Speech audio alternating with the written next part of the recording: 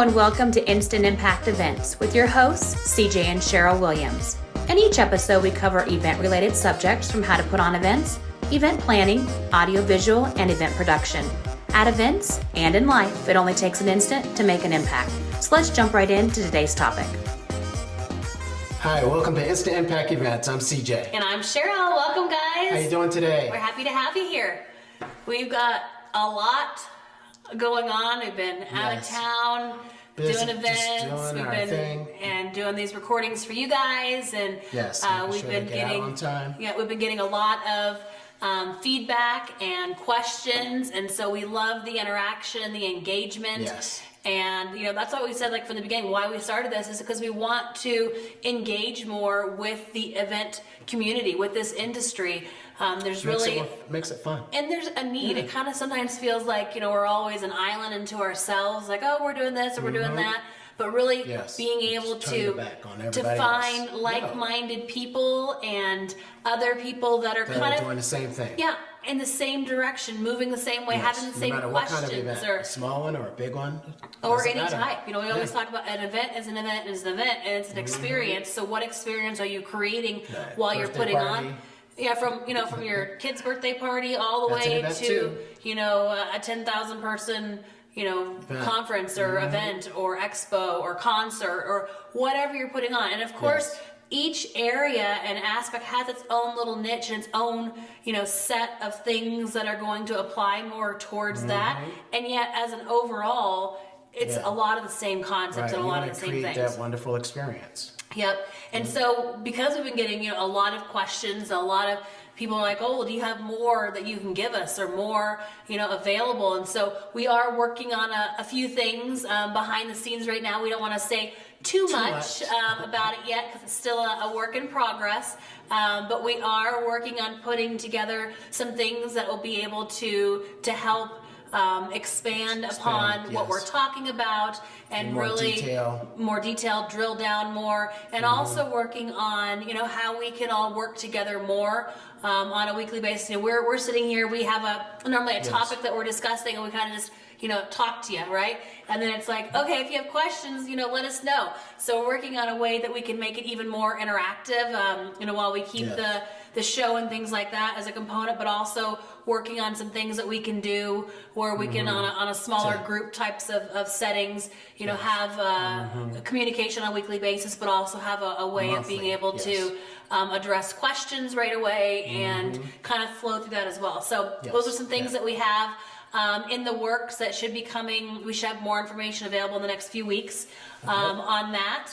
And we've got some major transitions and things that we're going through and working on. So pretty soon we'll be able to talk more about that, and things might look a little different behind us here shortly as well. And in the meantime, we're happy that we're sitting here and we're able to be with you guys and bring this message that we have that we're not only passionate about, that we have so much experience in, right? And everyone has their own area of expertise and their own experience and their own way of doing things. And so we just want to offer, insight on a weekly basis into the way that we see things being done and what we can do to improve. Some guidance and little tricks. And, things that maybe you haven't even thought of before. It's like, aha moment. Okay, that's great. That's something I need to add. Or I've thought about that, but I wasn't really sure how I could work that. Go about it. So, that's what this is all about. It's about growing and evolving and changing and taking yourself and your business, whatever aspect of the business that you're, to the next level. It really is. And we always say it only takes an instant to make an impact, and so we hope that these small little instances that you're with us, that we're able to come and talk to you and teach you a specific lesson or topic or idea really makes an impact in your business. And again, what we always say is the only way this is going to change anything or improve your business or another tool that you can add to your tool belt is by utilizing, by putting it into action and actually action steps, taking it and putting it to use, right? And so if you've got some events that you're working on, or maybe you don't have any right now and you're just like, I don't know where I'm going or what I'm doing, then you can start with a good solid foundation, right, and go from there and start putting, and if you haven't listened to all the previous episodes that we have, Yes, go back there. There's always great information. And so whether you're watching this, in video form or in podcast form, we have both available to you. Go back and utilize the resources. And sometimes, listening to things more than once is helpful too, because we talk and because you could be busy the first time while you're watching it or listening to it, and you can go right back to and it. sometimes, we know the lingo, we know the information, so we're here talking. But if it's new to you, don't feel bad going back and listening to it again, taking notes, asking us questions. If you have questions, we do our best to get back to everybody that we can. But also, the main thing is don't become overwhelmed. Take a deep breath and say, okay, this is what I'm going to implement today. This is what I'm going to implement this week going forward. These are some of the things, my takeaways, right, that I'm going to start putting into use. And that's the major distinction between, just listening or actually applying. Correct. And so we always want to stress the importance of taking the time, while you're taking the time out of your day to listen, to these episodes, listen to these topics, then you need to go a step further from that and go from listening implement step by step to action, right? Putting it into place. And so if you are driving, listen, but then take some notes or listen back to it when you have a chance that you can sit down and really focus and glean what are some of the things that I'm going to utilize, or some of the questions now that I have, or some things that I need to look further into to figure out how I can utilize this in my business even better, even more, to keep it going. So today's topic is all on F&B, right? Food and beverage. Food and beverage is big, and then it's also not. It depends on the types of events that you're doing as to how food and beverage is going to play a role in the overall event experience that you have. The main thing that I always like to talk about is when you're looking for venue space, I'd rather pay for food and beverage than paying for the space. And what I mean by that is everything is a negotiation, right? So if you're coming in and you're looking for event space for 2 or 3 days or for an evening or whatever you're looking for, and they're like, okay, well, it's X amount of dollars to rent this space out, right? The next question is, okay. It's going to be a big number sometimes. Right. I mean, it depends on how much space you need, right? Could I, instead of just paying for the space, could I pay for food and beverage, right? And get the space comped. Offset. So instead of me just paying for a space, like a box or whatever it is your space is, and then if I want anything else, I have to pay for that separate, you can negotiate where, hey, instead of paying and having the money go towards the room or the meeting space or the space that I need. It's really not being used anyway. Right, it's just for the space. Could I pay for food and beverage and get the space comped? Because the main thing with most venues is they want to fill their space, but they want more revenue. They want the food and beverage revenue coming in. And it's just however it looks on their books, that's the way they prefer it. Seems like it's more money coming in. Right. And sometimes it is, because with food and beverage, then you have service fees and you have other things that go along with that they're not usually charging for just the meeting space. And yet I would rather get something more tangible for my dollars, right? For the money that I'm investing into this, where I can get the space and then I can also get some food and beverage. Maybe I want a tea or a coffee break, or maybe you want an afternoon, snack, or maybe that you're doing a cocktail hour, and so you need, you want a bar, but then you also want hors d'oeuvres. Maybe you're doing a sit-down dinner. Maybe you're doing a buffet. All these different things all fall under the category of food and beverage. And if you can get your dollars or your money that you're investing into this event going towards food, right, or your beverage component, and getting your meeting space comped or very discounted, right? Maybe something is $5,000 a day to rent, and they're like, you know what? We can offset and we can pay $1,000 for the room if you pay $4,000 for food and beverage. Okay, well, I would rather pay $1,000 and have $4,000 over here for food than just $5,000 for the space alone, right? Correct. And this is it's never set in stone. If you don't ask, you don't get. So if you're not talking to the person at the venue and saying, hey, I would really like the meeting space comped, and the money is to go towards food and beverage. If you don't mention that, they probably won't mention it to you, right? Won't. They would rather you pay for the meeting space and the food and beverage, and the audiovisual, and the, right? It's just a corporate event. It's something corporate where it's just, you're just going to pay this high price. Well, it's even more than that. They want whatever revenue they can get. And so if you're willing to pay for your meeting space and pay for your food and beverage, got a budget like that, and pay, but again, if you just ask a simple question of, hey, what do I need to do, or what needs to happen for me to be able to get that meeting space comped and have those monies go towards food and beverage. Food and beverage. You can also, another caveat, it's not on food and beverage, but you could also get, sleeping rooms comped and other things too. That all comes down to negotiating your venue space correctly on the front end, right? And like I said, nothing is set in stone. Everything is a negotiation. You can get comps. You can get discounts. You can get your food and beverage in there. You can get all kinds of stuff. You can get your whole meeting space comp where you're not paying a dime for your meeting space. You're getting all the meeting space you need, and everything's going towards food and beverage. Yes. And then that's a great win-win, because now you're getting the space and you're getting something else on top of that instead of just the space. Your attendees are going to love. Right. That you have that available. Attendees love little things like, and a cookie. If you haven't had an event before, you might not understand how expensive things are. Like a pot, of like a carafe, they call it. 1 gallon. 1 gallon of coffee can be hundreds of dollars. Anywhere between $300 and $500 for the gallon, right? One. This is not Starbucks. And even water cost.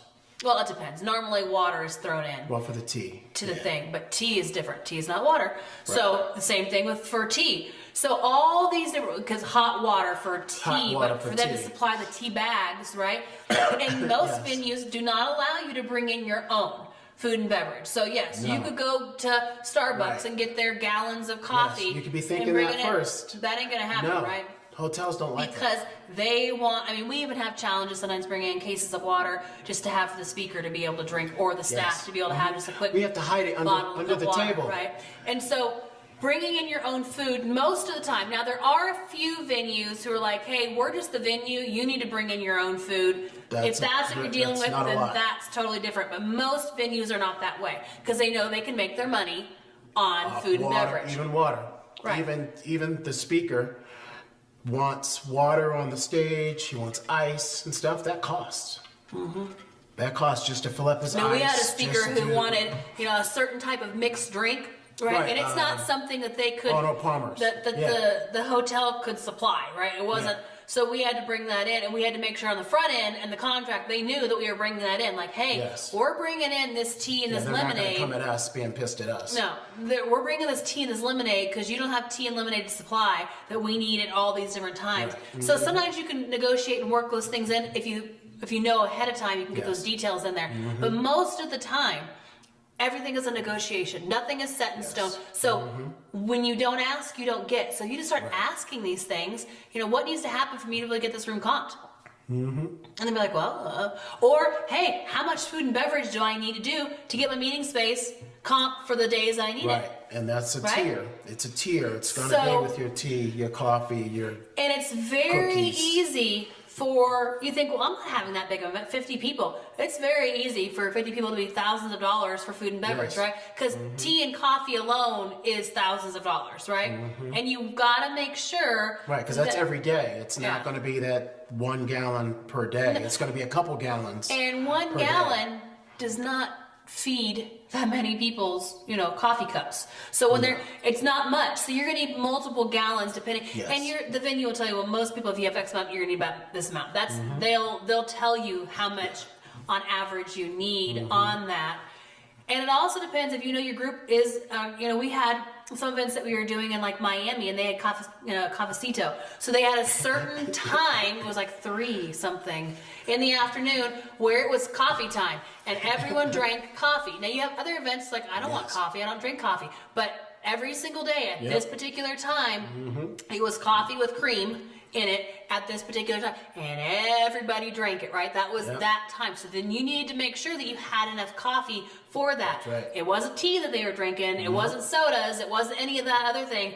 It was coffee, right? So you got to know what your group or what your attendees are going to expect and what they're going to want.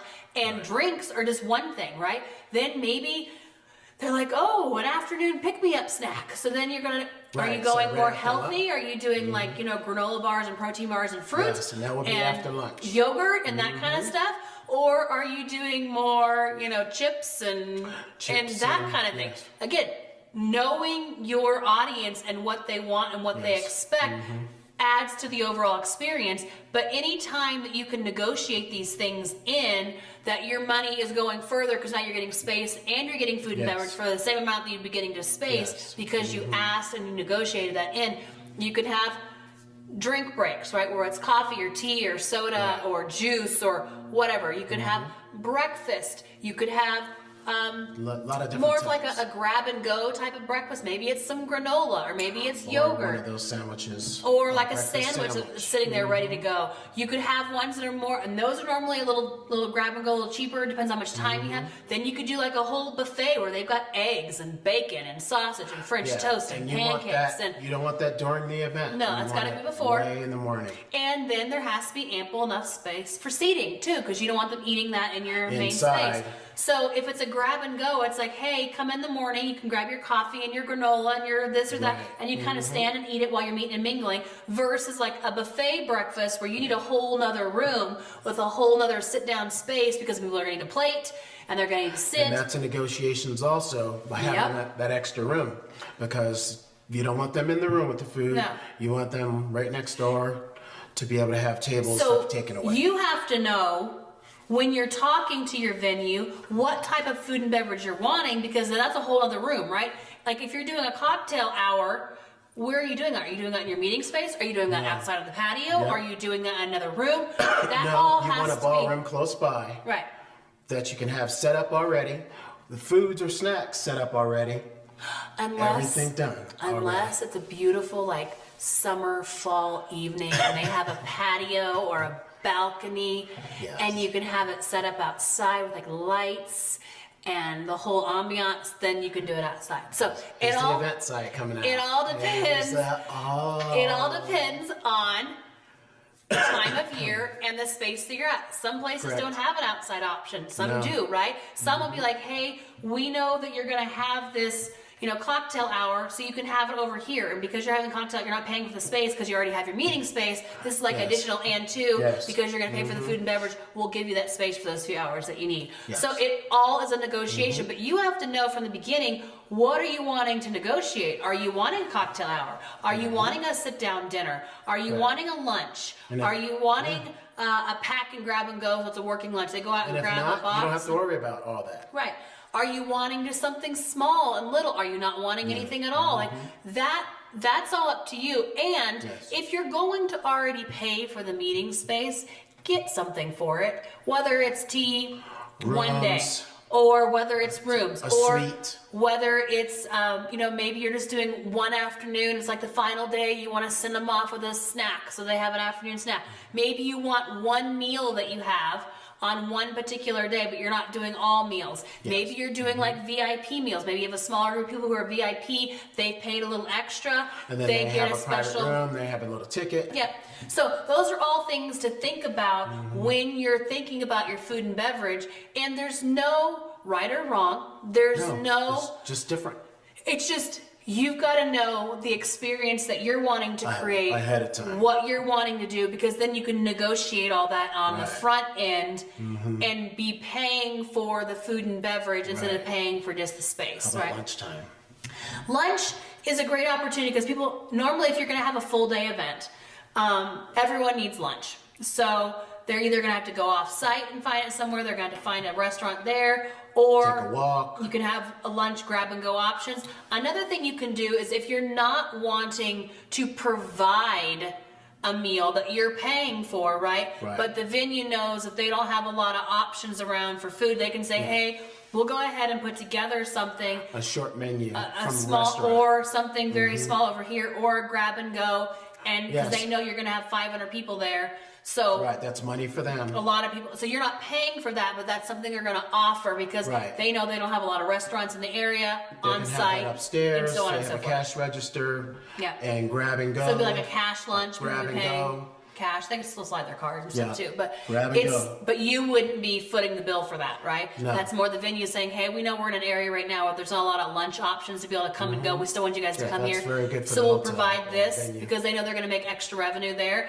And then you Yes. can just announce that, hey, upstairs or out down the hall to the right, they're doing, lunches they already have put together. Or in the restaurant.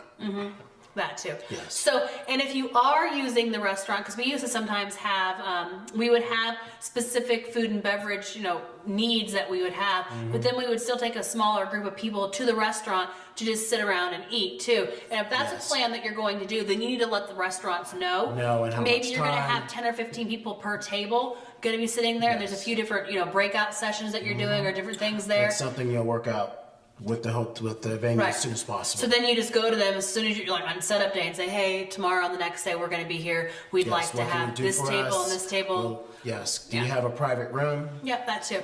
So those are all things to talk about, and yet it comes from you knowing what you're wanting to have at your event, what experience you're wanting to create, what your attendees expect. What have they been told? What do they want? So that way you can make sure you deliver that, but you're also in a way delivering it that you're not just paying for space, you're incorporating your food and beverage into that. Yes. Another thing is, cocktail hours, a lot of times you're paying per bartender for that as well. And so, cocktail hours, you could be providing hors d'oeuvres, and maybe it's a cash bar. Maybe you're not supplying, the liquor, but it's still there. Right. They will bring in someone To do that for you. because they know they're going to make the revenue back from that. And So, you can also have tickets. Yep. So Drink tickets. the first and second drink are for free, and then you pay after. right. So you could say, hey, everyone, you get 2 drink tickets, and so then you've already paid for two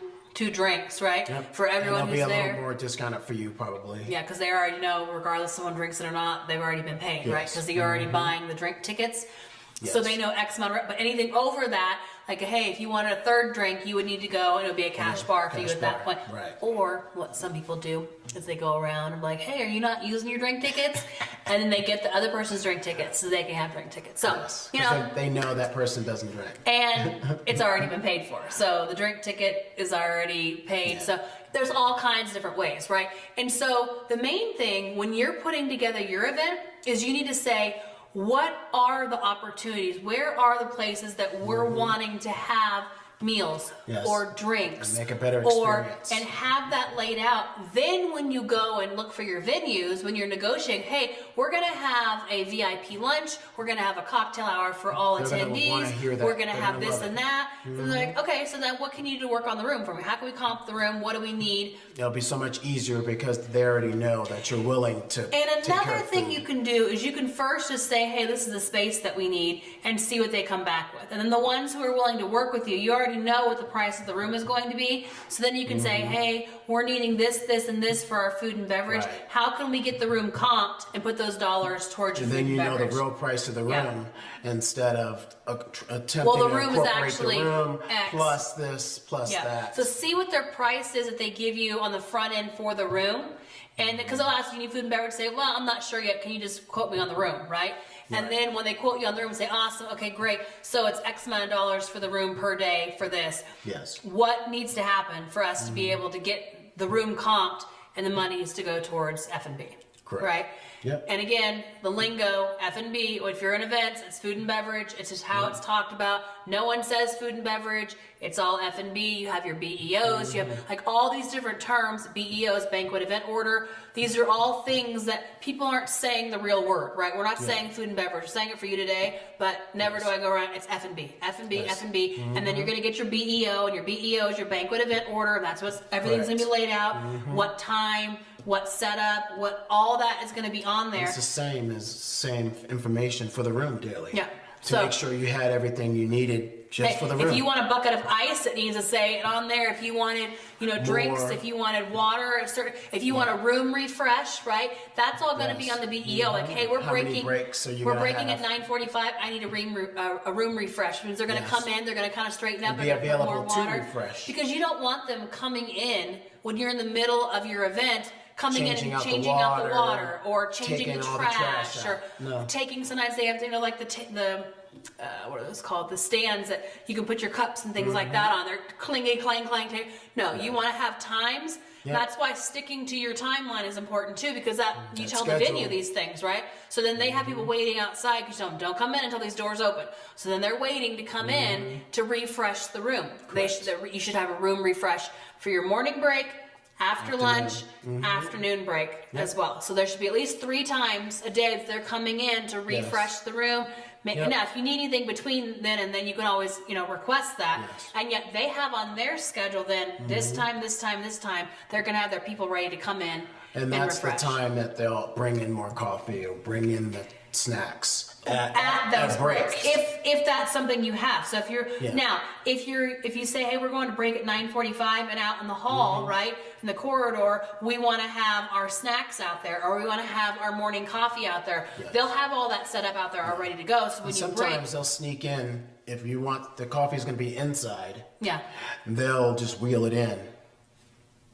you just got to remind Sometimes, them to please if be it's going to be quiet. on break or not. Yeah. But if you want it ready already, they'll just wheel it in. It doesn't take a lot of noise. And then there are some COVID policies in certain places. So it used to be, you could go and pour your own water and pour your own coffee. And so some places now are like, hey, we have to serve it to you. Yeah. So just know That those happens in things. Vegas. You should not be charged extra because they need to serve it to you. Okay. Right. Yes. Now, bartender, that's different. Like your bartender. Yeah, you're not just gonna grab a beer No, and you're not going walk to just off. grab your drink and start mixing No. and pouring. But things that were pre-COVID that you weren't paying for, like, hey, I can walk up and I can go to the thing and I can press the thing Yes. down and have coffee or hot water or whatever pour out. I wasn't paying an attendant at that time to do that for me. That's happened to me. You should not be paying for that now. That should just be part of the service they're now offering because they want to have you at their venue. Yeah, it's That's part their of cost. it. That's their cost to have someone, because their state or their county ordinance is saying you can't handle drinks, or they have to do that for you. That's on them then. So you got to be cognizant of these things, of what was pre-COVID that was you were responsible and what wasn't, and you should not be footing any extra bills. No Just extra like, room for a breakout room. Right. Just like happened to me. Yeah. We're about to go to an event, and then we found out we needed 3 breakout rooms. you needed 3 more rooms because you couldn't all be in one room. Right. So Yeah. side by side, they had to provide a screen, a projector, Well, and they and needed to audio. comp the space too, Yes. because they still wanted the event, right? They were just Yep. saying X amount of people couldn't all be in one room, and they had to be split up between 3 rooms, and then 4. right, it was the main room and 3 other ones, so 4 rooms now for the same amount of people that used to be in one. You shouldn't be paying for those extra rooms, right? You shouldn't be paying for. They still want to have the event, and things change all the time. Hopefully things are settling down a little bit and not Should be. so ever evolving. And these are things though to be on the lookout for, Make sure. because Yes. that should be part of what's being Should they provided. ask about it? You could always ask, like, hey, are there any type of COVID restrictions, policies, things I need They to need know to know now. before Yes. we know, and then they'll tell you what those are. But again, they should be welcoming you to come to their venue and want to do Because they everything they slowed down so can much. to have you be there so they can, Take care have of that you. revenue and take care of you. So a lot of times they're not looking for all the little things, but sometimes they are. So you have to be looking out for that. That Yes. you shouldn't be paying these extra things. No. How can you get more? And now more than ever, you should be able to negotiate more things into your contract because they want your business, right? We're still not at full capacity of events happening in person, things going on. They're hurting for business. So they should be bending over backwards saying, hey, we'll offer you the penthouse, we'll offer you 4 more rooms for your staff, we'll offer you some thrown in coffee and tea, because coffee and tea People costs aren't them traveling as much. it costs them nothing Yes. for coffee and tea, right? We'll Nothing. throw in some of those things for you. You Yeah, pay. We'll just put off the ask. space. The Just more ask. you ask, the better. And it's you want to make it a win-win. You want them to have the business because they're gonna have more people coming, staying in their hotel, their venue, all that kind of stuff. But you also want to make sure that you're getting the most that you can get out of it as well. And it all comes from negotiating and knowing what you want ahead of time, so that Right. you can work out those details. That's right. Anything else? That's it. Babe. All right, well, I'm hungry now. All this food and beverage stuff I've been talking about, to get a snack. All right, guys, thank you so much Thanks for for tuning being in here. to another episode, and we will bring you another See you one soon. next week. And in the meantime, remember, it only takes an instant to make an impact. Make sure you gather some information for what we talked about today and start implementing it and putting it into use, and go out there and create some kick-ass events. We'll talk to you soon, guys. Bye-bye. Bye. We love hearing from you, so please leave your comments and feedback and submit any questions you have. We'd also love for you to like us on Instagram, Facebook, and Pinterest, and subscribe to our page on YouTube and hit that little bell to be notified when our videos go live. If this episode resonated with you or you got value out of it, please share and tell your friends and colleagues so together we can continue to build a thriving event community. Sharing and telling others really does help, and that's how we're able to grow this community and reach more people. We appreciate you and look forward to bringing you another value-packed episode. Remember, it only takes an instant to make an impact.